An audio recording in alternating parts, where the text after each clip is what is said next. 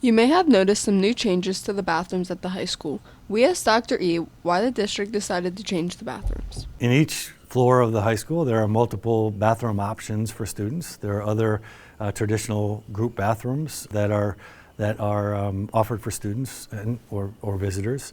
The design and the idea behind the design was just to bring the school up to what a typical expectation would be for offering bathroom and toileting options for students in the 21st century. We also talked to Rick Kerrigan, Director of Safety and Security, about the new security measures that are being taken to protect students in these new bathrooms. All of those bathrooms are covered under the fire safety system in the high school.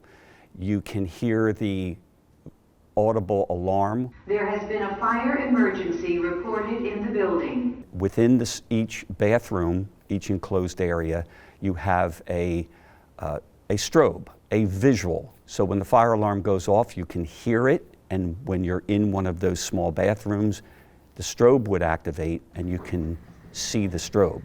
Our security system, our cameras, can now cover the common area, the area that one would not expect privacy, which is the hand washing area. So the way we place our cameras, we can look right into that area and make sure everybody is safe. Today we're here in the B Wing where the new bathrooms have been installed, and we're going to find out some student opinions on the new bathrooms. I've used the new bathrooms twice, and honestly, I have not had a very bad experience. I really like how the doors, they don't have a gap in it, so you really can't see anything like underneath or through the holes. And instead there's this little thing that says if it's vacant or occupied. I don't like the whole point of going into the bathroom with a bunch of I don't know. I'm not big on being in the bathroom with the girls in there as well, you know what I'm saying?